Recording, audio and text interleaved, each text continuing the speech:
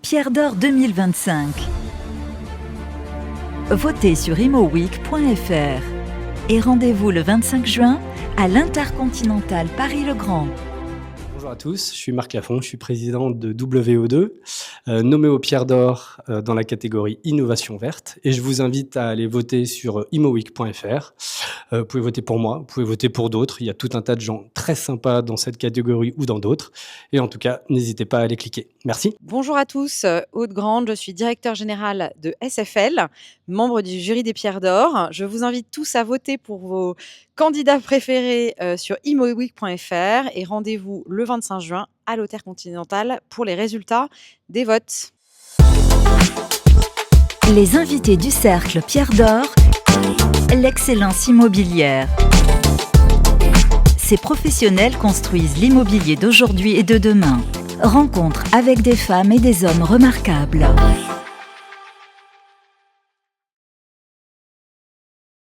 Bonjour et bienvenue sur imoweek.fr, nouvel épisode du Cercle des Pierres d'Or qui a le plaisir d'inviter aujourd'hui Jean-Philippe Carmarance. Bonjour. Bonjour. Vous êtes président chez Cushman & Wakefield EMEA Valuation and Advisory. Vous avez vu, je le dis doucement, je m'applique. Il n'y a pas de faute, c'est bien ça. Merci d'être avec nous, merci de nous faire le plaisir de participer à cette émission. On va évoquer dans un instant votre nomination au Pierre d'Or, bien sûr, mais on va parler de l'actualité. Et notamment, j'ai envie de savoir quel état des lieux vous dressez du marché européen de l'évaluation et du conseil immobilier à l'issue du premier trimestre 2025. À l'issue du premier trimestre, je dirais, le marché de l'évaluation, il est plutôt stable en sens de business, de chiffre d'affaires, parce que les valeurs ont beaucoup baissé, on sait avec la hausse des taux d'intérêt, mais globalement, les immeubles sont toujours là, il faut les évaluer partout en Europe, les financements courts, etc. Donc globalement, c'est une activité qui est résiliente, qui est moins volatile que sont les activités transactionnelles. Donc voilà, le démarrage est stable et correct. Ouais. Et chez Cushman & Wakefield, EMEA Valuation and Advisory, ces premiers mois de l'année ont été plutôt positifs, donc si je comprends bien. Plutôt positif, voilà. Le marché redémarre lentement. On a communiqué nos résultats au niveau mondial récemment. Donc au premier trimestre, plus 9% de chiffre d'affaires pour Cushman & Wakefield sur tous les métiers, donc transactionnels y compris. L'expertise là-dedans, elle monte un petit peu, mais moins que les métiers transactionnels qui, eux, redémarrent un petit peu plus fortement sur ce premier trimestre. Voilà. Alors quels sont aujourd'hui vos projets prioritaires, les grandes évolutions à venir pour votre département, Jean-Philippe? Pour notre département, c'est beaucoup d'investissements technologiques sur la data. Oui. Voilà, avec deux objectifs, offrir un environnement de travail optimisé pour nos collaborateurs. Donc, on a beaucoup de données chez Cushman & Wakefield, parce qu'on fait des transactions, on a beaucoup d'infos. Et en évaluation, on a aussi beaucoup d'informations sur toutes les évaluations qu'elle réalise. Et l'idée, c'est d'offrir un environnement de travail où les collaborateurs accèdent facilement à un maximum d'informations pour donner des évaluations qui soient les meilleures possibles, les plus précises, trouver les meilleurs comparables, trouver toutes les informations qui les aident à décider de la valeur. Et pour nos clients, c'est d'offrir des évaluations du coup qui sont meilleures, qui sont plus précises, qui sont mieux fouillées, où on a des meilleurs comparables. On ne partage pas forcément des informations confidentielles évidemment, mais nos collaborateurs ont des meilleures informations et donc leur travail est mieux fait, de meilleure qualité, plus précis. Comment ils font pour avoir des meilleures informations? C'est quoi disons qu'il y a beaucoup d'infos, c'était le cas avant, mais aujourd'hui il y a les technologies, il y a l'intelligence artificielle, il y a les technologies qui permettent de les articuler et de les rendre accessibles rapidement, facilement, avec des applications auprès des collaborateurs, les mettre en forme. Et donc voilà, c'est ce qu'on essaye de faire. C'est de la technologie, c'est de l'investissement, c'est du temps, parce que quand ça marche bien, on le voit avec les super applis qui existent aujourd'hui, c'est super, mais derrière c'est des heures et des heures de travail avant d'arriver à ce confort de navigation qu'on connaît sur beaucoup d'outils qu'on utilise pour l'immobilier ou pour d'autres choses. Donc c'est un peu ça les enjeux de notre département, des départements évaluation de manière générale en Europe à l'avenir et aux États-Unis aussi. Donc l'IA comme levier de développement. Voilà, oui, parce qu'il permet de guider l'information pour qu'elle nous arrive mieux. Faut de l'intelligence artificielle pour la trier, la nettoyer et la ramener devant nous, bien présenté comme il faut et intelligemment organisé. C'est passionnant en même temps. Ah oui, c'est passionnant, oui, tout à fait. Comment est-ce que vous percevez les principales opportunités d'investissement dans le contexte économique actuel? Alors, c'est effectivement changeant, difficile de répondre à la question parce que, comme je disais, on a eu un premier trimestre avec plutôt un redémarrage, on l'a vu avec notre chiffre d'affaires, mais ce sont des opérations qui se sont initiées avant, je dirais, les dernières décisions de Donald Trump sur les tarifs. Donc là, on rentre dans un nouveau moment où il y a des interrogations. Mais globalement, ce que je pense, ce qui intéresse les investisseurs, ce sont des classes d'actifs où le flux locatif est plutôt croissant et prévisible, donc dans des secteurs qui vont être sous-offreurs à l'avenir ou des secteurs où la demande restera forte. Donc, je pense quand même à la santé, où l'infrastructure est insuffisante et le sera encore à l'avenir. Donc, plutôt un secteur d'avenir. On le voit, les bureaux dans les centres-villes, la demande est là, elle devrait rester là. Ça restera sous-offreur plutôt, je pense aussi, donc c'est plutôt positif. Des produits qui se réinventent bien, je pense à l'hôtellerie où sur un actif existant ancien, on sait recréer de la valeur en le réinventant, en le repositionnant par rapport à l'attente des consommateurs d'aujourd'hui. Donc voilà, il y a des opportunités d'investissement, ce sont celles qui offrent une visibilité sur le flux locatif à l'avenir. C'est ça, celles-là qui tirent leur épingle du jeu aujourd'hui. C'est ça aujourd'hui le secret de la diversification des stratégies d'investissement. Ouais. Alors la diversification, elle a démarré depuis un moment. Elle a démarré par le fait qu'il y a de plus en plus, si on regarde sur 10 ans, 20 ans, la quantité d'argent, je dirais, à investir dans l'immobilier a cru de manière très importante. Et à un moment donné, il a fallu diversifier pour pouvoir placer tout cet argent. Donc ça a démarré comme ça. Globalement, le bureau, il y en avait beaucoup, il y en a besoin sans doute d'un peu moins aujourd'hui, donc ça augmente la nécessité de diversifier, parce que des capitaux, il faut toujours en déployer. Et donc, oui, il y a plutôt une accélération des volontés de diversification chez nos clients. Et on le voit effectivement avec les missions qu'ils nous confient, où aujourd'hui, on touche data center, student housing, la santé, les hôpitaux, etc. Enfin, toutes sortes de choses de manière croissante dans la proportion de nos revenus. Comment vous les accompagnez justement, vos clients investisseurs, dans cette transformation? Alors dans cette transformation, la façon dont on les accompagne, c'est en leur mettant des collaborateurs qui sont spécialisés sur ces classes d'actifs. Je dirais, il y a 20 ans, quand j'ai démarré cette activité, on avait des seniors qui étaient bons sur toutes les classes d'actifs, qui les maîtrisaient bien.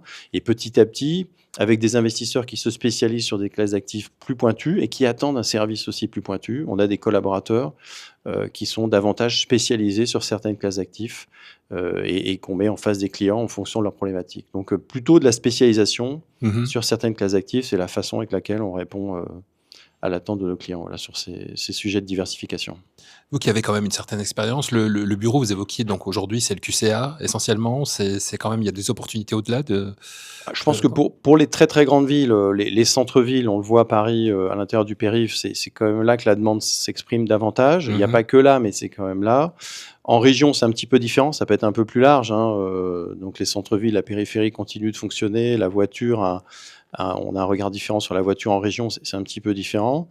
Mais c'est un peu une tendance qu'on retrouve en Europe, aux États-Unis, effectivement, où le bureau de périphérie, on dira, dans les très grandes villes, pose question. Ouais. Et il y en aura sans doute besoin de moins à l'avenir, à cause du télétravail, à cause d'une volonté des entreprises de se recentrer sur des centres-villes. Ça, on le ressent, vous le disiez un petit peu partout. Vous avez un parcours international, vous, Jean-Philippe. Oui. Donc, vous l'observez comment, cette évolution de la France par rapport aux autres pays? Les tendances, je dirais, sont assez similaires. Ce que je dirais sur le bureau. Ce que vous disiez sur le bureau, mais c'est un peu partout aussi.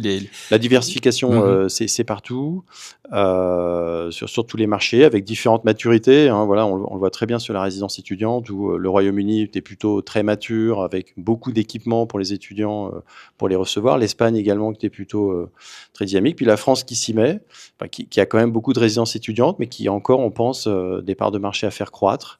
Il y a un modèle à faire grandir. Et d'ailleurs, c'est pour ça qu'il y a pas mal on voit de capitaux étrangers qui rentrent sur ce marché, voilà, pour faire grossir des portefeuilles et faire jouer des plateformes européennes, en fait, créer des plateformes européennes.